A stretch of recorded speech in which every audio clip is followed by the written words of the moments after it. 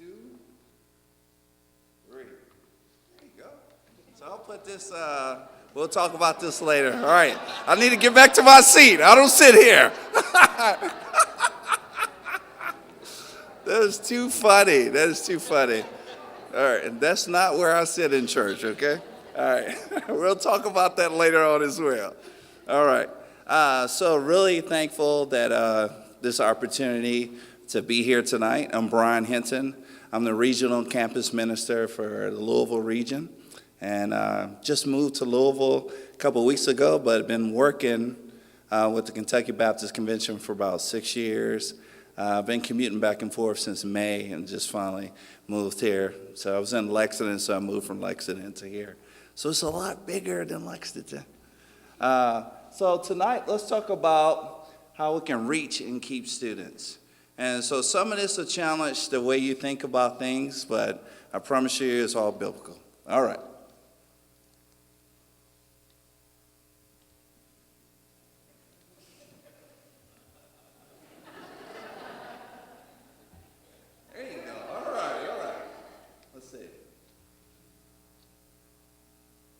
Trying to go back.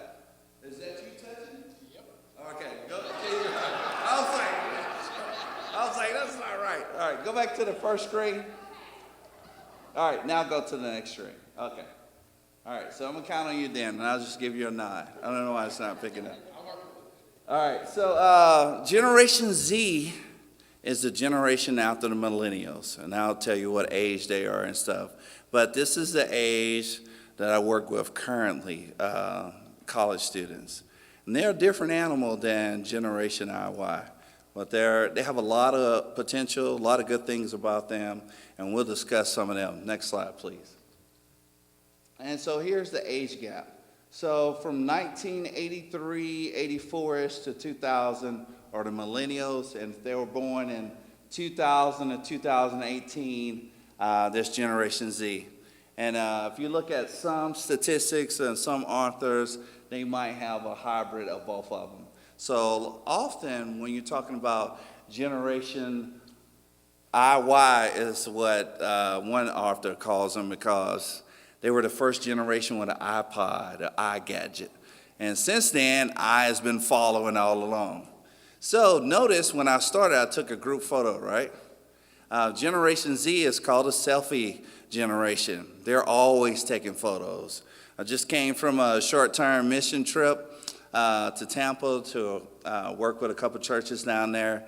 And while we were walking, students just like, so they're the selfie generation. So I'll take that photo I took and put it on Instagram, put it on Twitter, put it on Facebook, and different things so the students can see, I went to church to talk to this church, Ormsby Heights Baptist Church, about you all. And so it's a good way to connect with young adults and millennials. All right, next slide. So what's the first words that come to mind when you think of today's youth? This is not rhetorical. Entitled. What else? Spoiled. What else? Speak up. Huh? Offended, easily offended, probably a better word to put in front of it. That's right. Easily offended. What else? Electronic, that's right. Electronic relationships. What else? Uncommitted, right. We'll talk about that in a minute as well. What else? Say it again. No problems. Lazy. What else? Zombies, okay. What are you doing? I don't know. What do you want to eat? I don't know. Yeah, yes, right. I was like, can you put that down? If you go to a college campus and between classes, this is all you see. And another thing you see is the earbuds in the ear. And what I learned is oftentimes they're not listening to music. They have them in so you can think they're listening to music so you won't engage them in conversation. I'm a little kooky on campus. So I remember when I first got to campus, I see one of my students told me that. So I'll walk up to students and I was like, hey, how you doing? And they'll try to, I was like, I know you can hear me, it's not on, And so they'll laugh, they'll look like, And I was like, yeah, I know. So any way to engage students, because they try to do stuff to not engage. And they're more connected and more engaged electronically than we are relationship-wise. All right, next slide, please. So here's a snapshot of them. They have an 8-second attention span. It's short. So guess what? If you're reaching youth, and if you're trying to reach young adults, if you're standing up front like this and only just talking to them, they're checking out on you. You have to engage them. So when I teach youth at a church, if I have an opportunity, or young adults that I do every Tuesday, we sit in a semicircle where you can see each other, and I ask questions where they can be engaging within it. So I know we learned if someone's up here, we just sit and we listen. That doesn't work for this generation. They're easily distracted. So if you're trying to teach the youth and you're going to stand up front and lecture them, they're checking out. You've already lost them within the first minute. If you don't have something directly engaging them, they've checked out. This works for us. This is how I learned as well. But this generation needs to be engaged from point blank. All right, next slide. Oh, don't go there yet. Go back. 14% of college grads took their parents on a job interview. And you're like, that is crazy. But it's because of lawnmower parents, helicopter parents. They're constantly around their kids all the time. And so the kids grow up having anxiety because mom and dad are not right by my side to hold my hand through this situation. I remember my dad growing up, he said, son, he told me one time, I want the grass cut every Tuesday. I want the hedges. This wasn't the hand. This was, I want the hedges done every Saturday. And you don't have to tell me anymore. I knew it better be done. So I weeded. I tell my sons 3 or 4 times before they move. It's this whole generation. I was like, hey, I forgot. Brother Brian, I forgot. I was like, don't you have a calendar? I know, but I forgot. And it's always something else. Wow. Well, this came up and I decided to do that. We'll talk about that in a minute. Also, 60 to 80% move back in with their parents. I got an amen in here. All right. And it's because we cuddle this generation so much. And when they face real life, they're like, wow, my parents did not prepare me for this. And so real life is scary. Their safety in home. I have a student right now. We went on the trip I told you about. And it was like, hey, can you get this for me? And it was obsessive. And I was like, no, you can get it for yourself. Because she's so used to her mom doing a lot of stuff for her. But we're trying to break that habit a little, Teens, self-support, multitasking on 5 screens or even more. My kids can be having music in their ears, playing PlayStation, and doing something on their phone. And it bothers me. I'm like, wow, it's too much noise. I need to focus on watching TV. I need to be watching TV. They're listening to music, and they're like, don't turn it off. I'm listening to that. I've seen students on campus, they're studying, reading, got their computer screen up, answering emails, listening to music, and holding on a conversation. There's always noise, always something going on. Next screen, please. All right. Here's, I do Baptist campus ministry, and here's a view of a recent president that serves. Technology is a key. They feel busy. They're always rushed. They like less structure, want flexibility in scheduling. Do I have to be here at 10? Can I show up at 10:30? Whenever I have an event, college students on the average are 8 minutes late. So whenever I schedule something, I always put a little buffer in there for them to come. If you're trying to start exactly on time, they won't be there. They'll always walk in late. Value experience. Experiential learning. In other words, like I mentioned earlier, they want to be involved in the learning process. So, many times I throw out questions in our Bible study just to get them thinking, just to get them talking. Even if their answers are wrong, they're still involved in the process. So if you come and like, this is the way it is, and it might be truth, but they're already checked out because they're not involved in the process. They want to experience learning. So small groups discussion is so key for them. What do you think about this? Who is God to you? Why do you think Jesus died? We know the answers. To pay for sin. But it's interesting to hear what they're talking about because they want to feel valued. They want to feel as if someone is listening to them. They like to shape things, I just mentioned that, not handed down. They question authority. But why is this way? I talked about headship in marriage. It was like, why? Who made that? I say God did in creation, in the design. It opens up conversation. They respond to nurturing. This is key.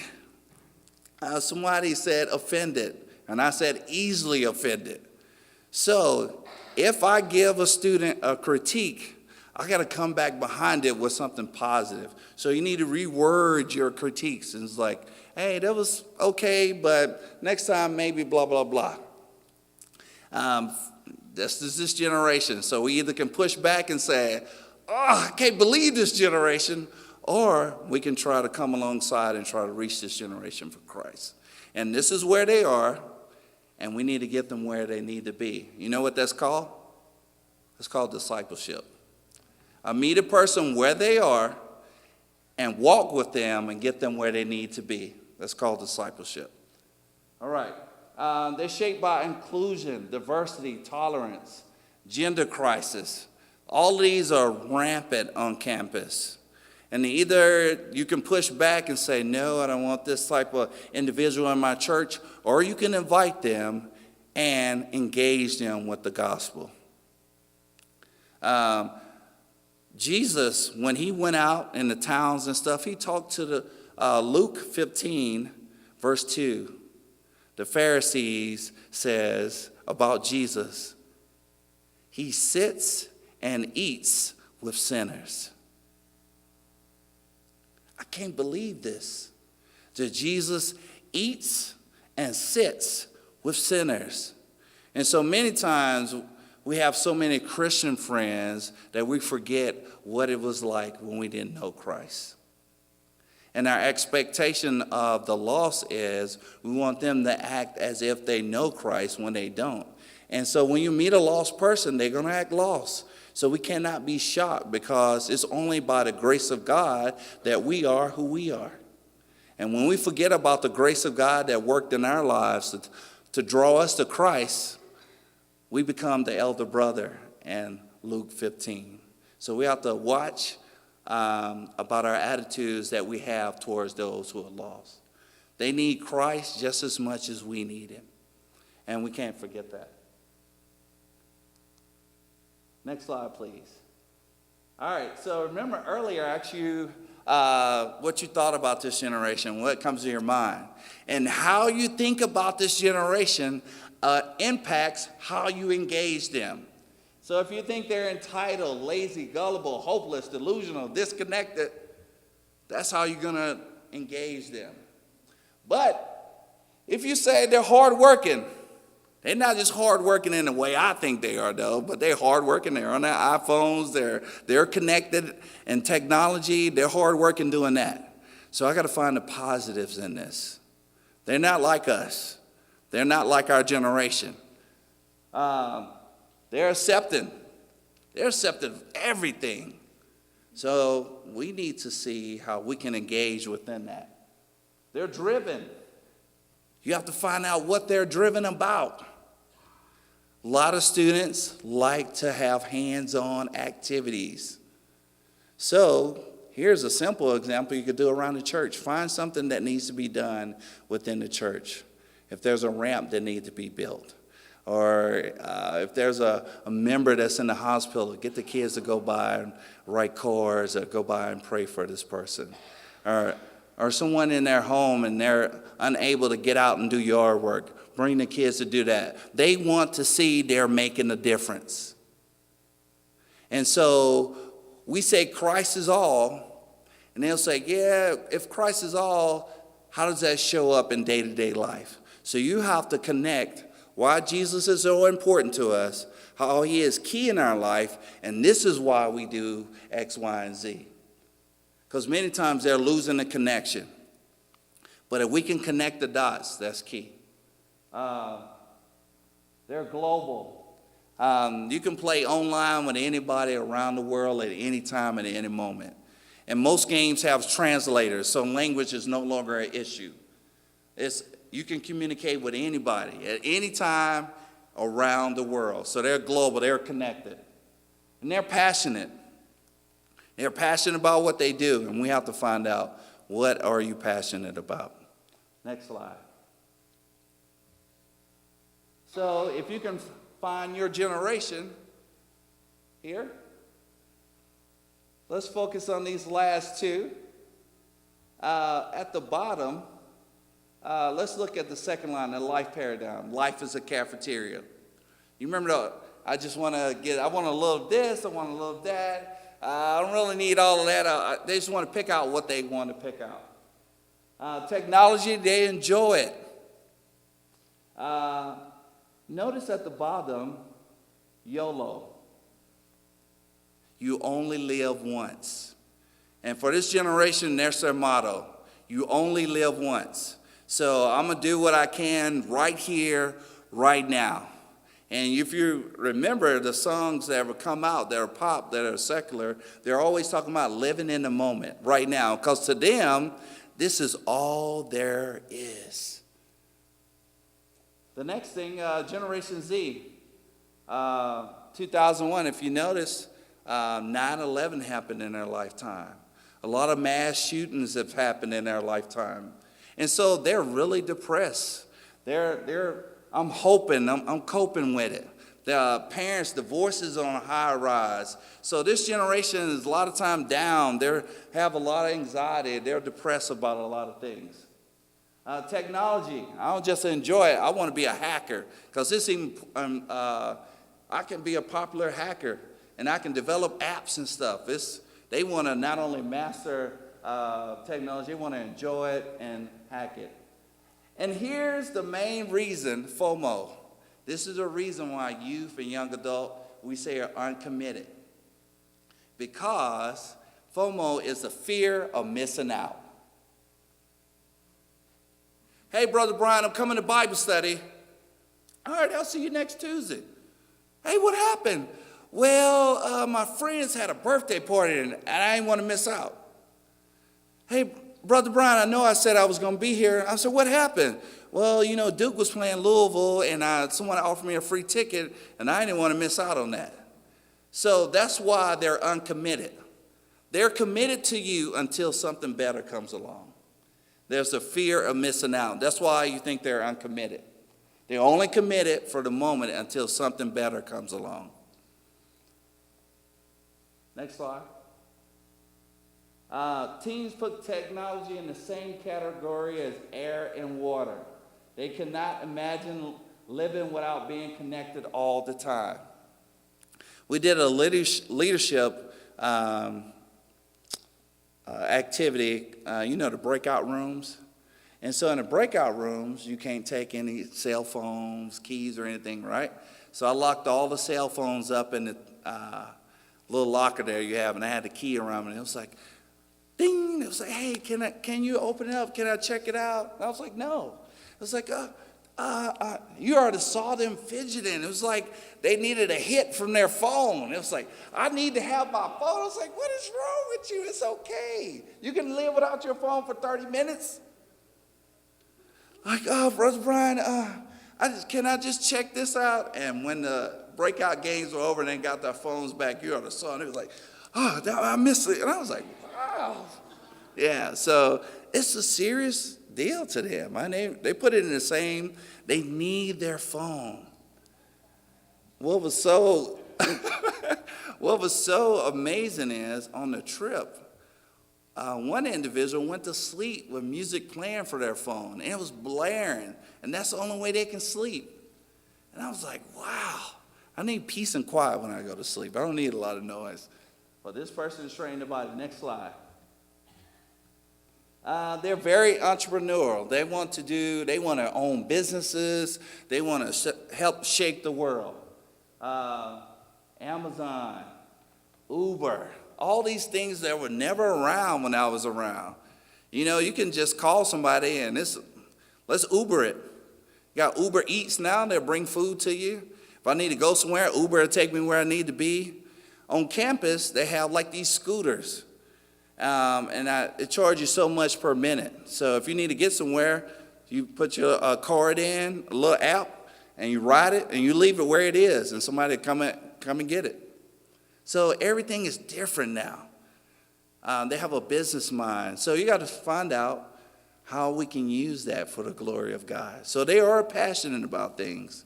We just have to find out what it is and how can we use that for the glory of God. Next slide.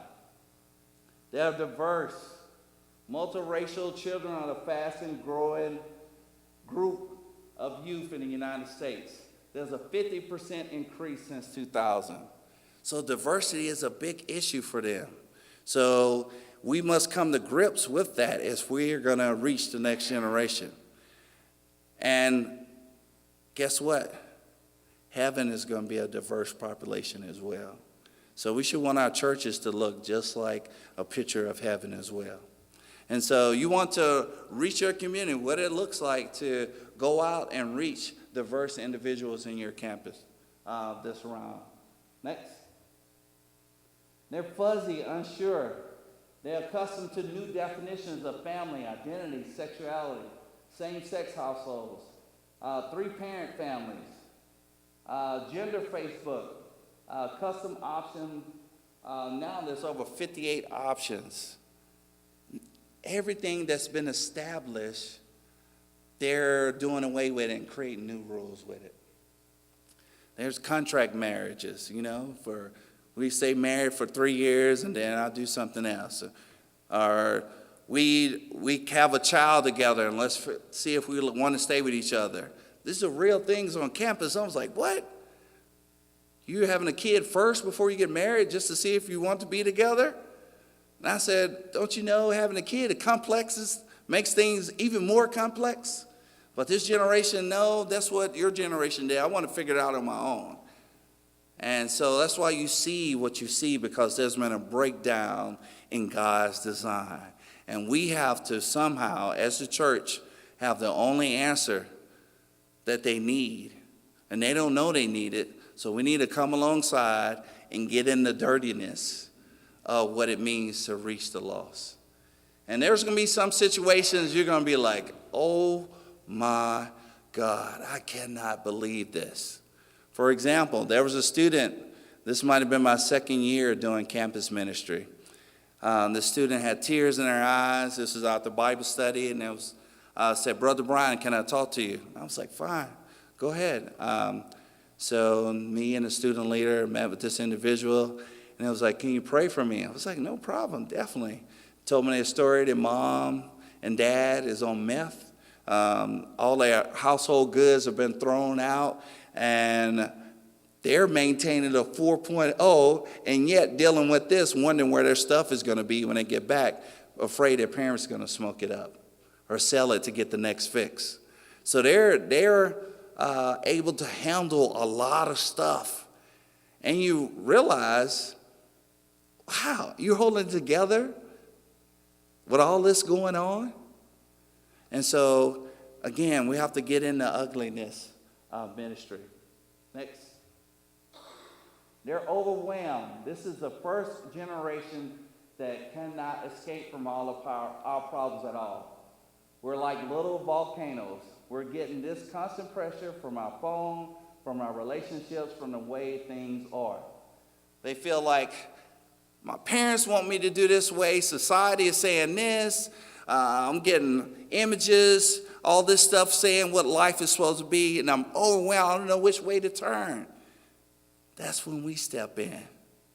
But you'll never get to them being able to talk to you about being overwhelmed if you don't come alongside during the messiness and get engaged with them. Next. Lonely. Anxiety and depression in high school have been on the rise since 2012. It's a phenomenon that cuts across all demographics, suburban, urban, and rural. There's just a lot of issues that they're dealing with, and they don't know how to answer it. And guess what? And I want to say in 2012, the nuns rose as the second largest non-religious group in America. You know what nuns are? N-O-N-S. These are who have no affiliation with any religious group. So it's not that they're even asking about God. They don't even care. They don't go to church. They have no religious need. We know they need God, but they don't see it. And to them, the church has failed them. To them, they have no use for the church. So you have to say, and come when you're engaging them, yes, the church does have need. And all you're yearning for, you can get it within the local body of Christ. But we have to befriend them and come alongside. Next. This blows my mind. 50% of incoming freshmen favored legalizing marijuana in 2015. 81% of students agree that same-sex couples should have the right to marry. It's been a breakdown.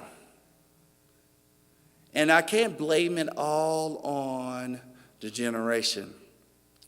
The church has some blame in this as well. How we've handled divorces within church, how we've handled different things throughout generations.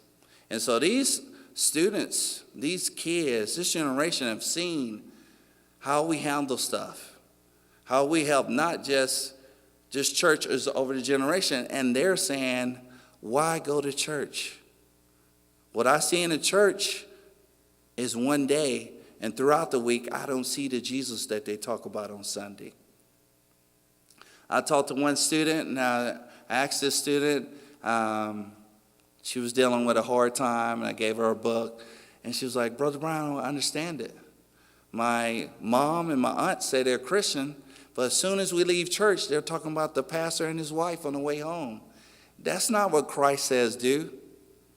So those type things, kids are soaking that in. And you're saying, come to my church. And it was like, why? Why should I come to church? Why should I be there? I don't see any difference.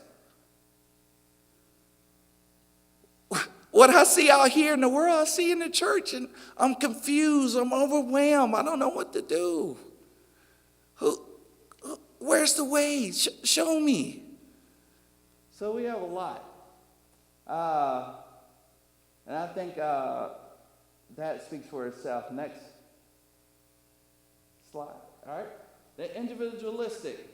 Generation Z is used to having everything personalized for them, from playlists, news feed, product features of all kinds. They're grown up expecting that. I want church my way. Why do we got to worship Jesus? Why we just can't do this? They're used to customization, so that's their expectation. And you have to come alongside and like, hey. You can customize stuff to you, but you don't get to customize God. God is who he says he is. And that's why he's God. And so you get an opportunity to engage in these conversations. Next slide, please. It's a generation of paradox. They're sheltered, but pressured. They're social, but isolated. They're so connected on their phones, but yet you can't have a one-on-one conversation with them because they're walking around like this. This is what you see on campus all the time. They know where they're going. They're not hitting any buildings or anything. They got like little GPSs. They're good. They're not missing a beat. They have high expectations, but they have high maintenance. I want to change the world. All right, how are you going to do that? Well, I don't know. Why are you pressuring me about that? You're the one. That's your goal. I'm trying to support you. But that's them. Next slide. I think we talked about anxiety, a world full of messaging, expectations. There's so many stimulants and options for them. There's constantly stimulants. There's stimuli that's going. A world where anything goes. You can get on the internet and find anything. You can get on apps and do anything. That's why I try to get on Instagram, and I'm probably about to get a Snapchat account for the BCM as well. I want to be where they are and be able to speak Christ in those dark rooms, in those dark situations. Next. Can you see that? All right, decreasing normal Christianity. Am I really in or not? Peers increasingly think it's unusual to be Christian. That's a lot on the campus. You'll find more non-Christians than you will Christians. Why? And a lot of times they think Christians are homophobes or intolerant, all these things, and that's not real Christianity. Interested in personal spirituality versus organized religion. Well, I'm spiritual. I don't go to any church, but I believe in God. And I was like, well, who is God to you? Well, I don't really know, but, I believe in him. How you know God's a man? I say, that's the way God has revealed himself in Scripture. Well, that's something. Here's the funniest thing I did the other day. I went to Home Run Burgers and Fries on campus, and this guy, it was afternoon, so I said, good afternoon. He says, why are you saying good afternoon? That's a social construct. I could say good morning. I was like, okay.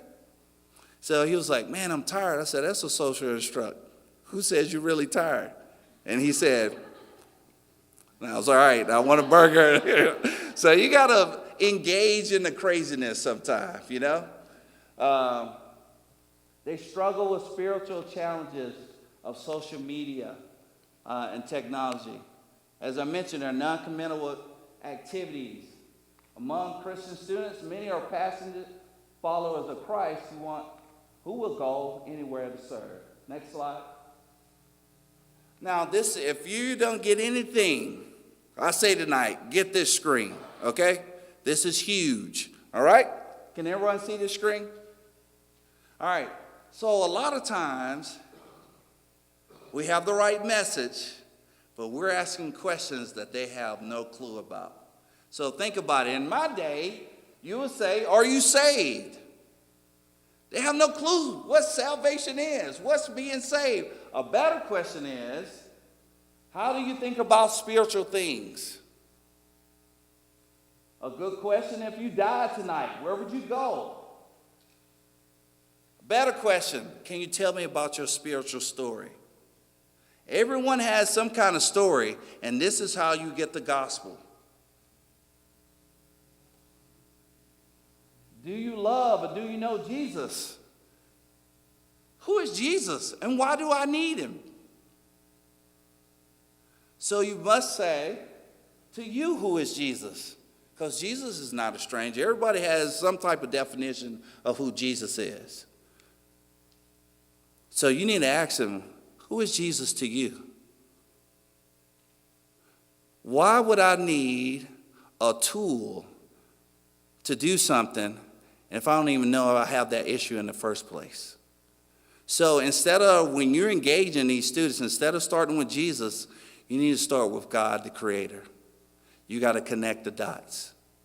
So if you start with Jesus, they're saying, why did he give his life? Why did he have to die for sins? I think I'm all right. But if you go back and start with God, you got a better connector to why Jesus had to come and explain his holiness, who he is. Now you got a better connection why Jesus had to come, because we could never meet the high standards that God required of us. So that was a shift that I had to learn. I can't start with Jesus. I got to start with God.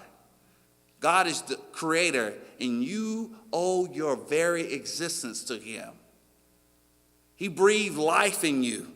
You only exist because he willed it. And so when you begin to connect identity to God, now you can connect identity to Christ.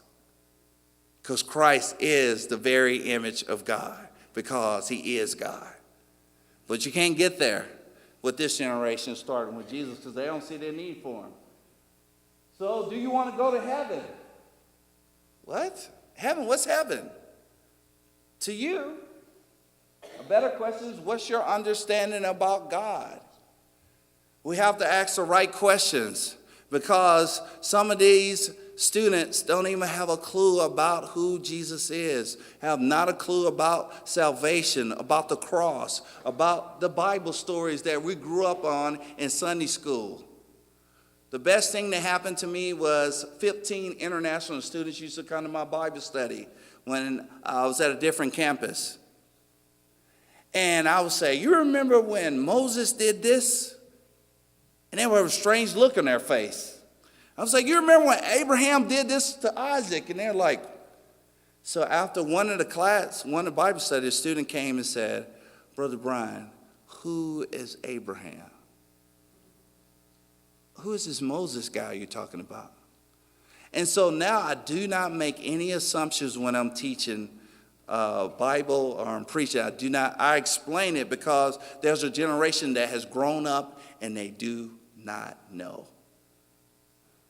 In my day, your mom and dad made you go to the church. And if they didn't go, your grandparents made you go to church. This generation has grown up where mom and dad are not connected to a church. Grandmother is not connected to a church. Grandfather is not connected to a church for two or three generations. So they're unchurched. They don't know what church is. So we can't get on them. We have to come alongside and be able to share the truth with them. We need to ask the right questions in order to meet those in need where they are, so that we may have an opportunity to guide them where they need to be. Do you remember John 4 with the Samaritan woman? Yes. Only one person remember John 4? All right, okay. That's what I do with my students. You got to engage, because I don't want y'all checking out on me. All right. So you remember Jesus asked the lady, do you want some water? He engaged her in conversations. And by the end of the narrative, she was like, yeah, I want this water. He said, go get your husband. She was like, I don't have it. He said, you're right, you don't. So you have to get to this point. But Jesus, he's God. He could have did whatever he wanted. But for us, we can't get there if we don't start dialoguing and conversations, trying to see where they are. And you got to ask these open-ended questions to get them to start talking. Next slide. This is my contact information. So if you have any questions. So here's one other thing before I leave. If you're thinking about reaching a campus or reaching a local school, a lot of times we think there are so many roadblocks to doing so. Here's what you need to do. Meet with the principal, meet with one of the key people there, and the first question you need to ask is, how can we serve? You'll never get to reaching that generation if you don't start with the first question, how can we serve? And when you ask that question, how can we serve, it'll open up more doors than you going to the school and saying, I want to start a Bible study. How can we serve? And ask them, how can we assist you in meeting your goals? I spoke to Jefferson County Elementary School not too long ago. And one of the things that the lady said there, we have a problem with bullying on campus, in the classrooms. We can talk about that. how it's wrong to bully someone because that person is made in the image of God. We can have these conversations, but we don't start right. And then be visible. Once you say you want to assist, be visible. Show up at games. Show up at pep rallies. Offer to bring pizza to them. Offer just be visible. Adopt a classroom. At the BCM, I did that. Let's read once a month. I have some volunteers. They need to see the church visible. The world does. And they show, if you show as a church that we're visible, we're willing to help, then the doors will begin to open because they see, you're doing this because of what? What's in it for you? No, I'm just showing the love of God. I'm trying to share the love of Christ with you. And so that compels me to engage you. Any questions? There's got to be some questions. I know it's a lot of information. I have a lot more slides, but I always pause here with my contact information for questions. Nothing? You got it? Y'all ready to reach the world? There you go. There you go. Uh-huh.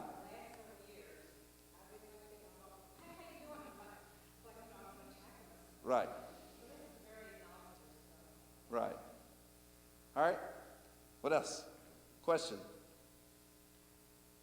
None?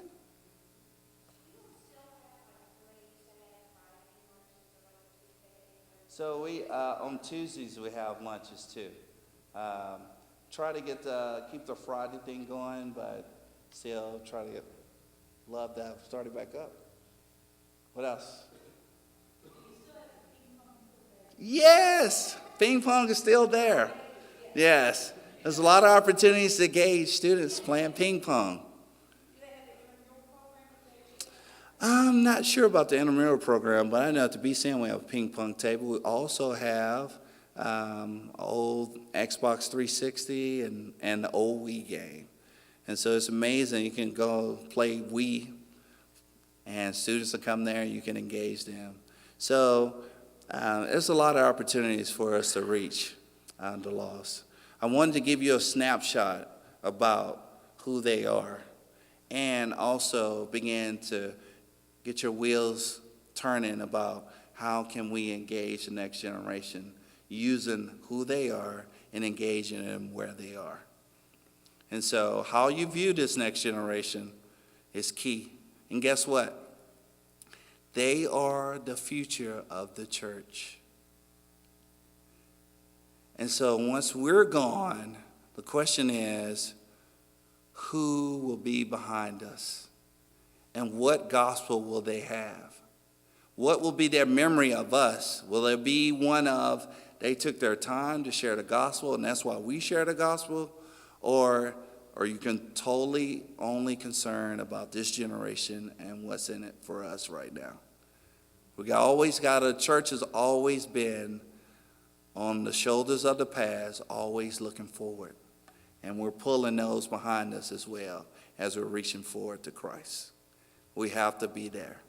And if we lose this chain, the saddest thing I've seen as a church in Louisville, it used to be a church that's now a mosque. Somebody let go while looking forward. We got to constantly be holding on. And it's painful sometimes. It's messy. But we have to reach back and bring this generation. As we keep looking forward to Christ and holding on, we have to make disciples. And if we fail to make disciples, Christ is still going to build his church. It'll just look a whole lot different. All right. Any other? You got your hand up? Oh, sorry. Oh, I was like, I got another question. Okay. Well, let us pray. I pray it's been informative. If you have any question, there's my contact information. Give me a ring. Let us pray. Our Father who art in heaven, we pause to say thank you for who you are.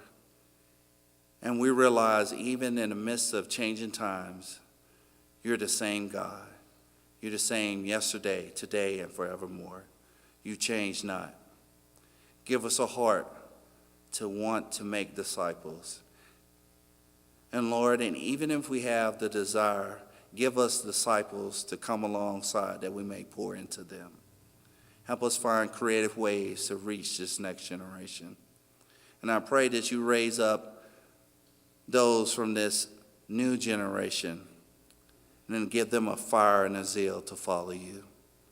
Thank you for Ormsby Heights Baptist Church. I thank you for what all they're doing in this community and how they're reaching the lost. I pray that you continue to bless them, keep them and guide them. Bless them in their search for the next pastor. Bless them as they continue the work here. We ask these blessings and others in your Son, Jesus' name, we pray. Amen.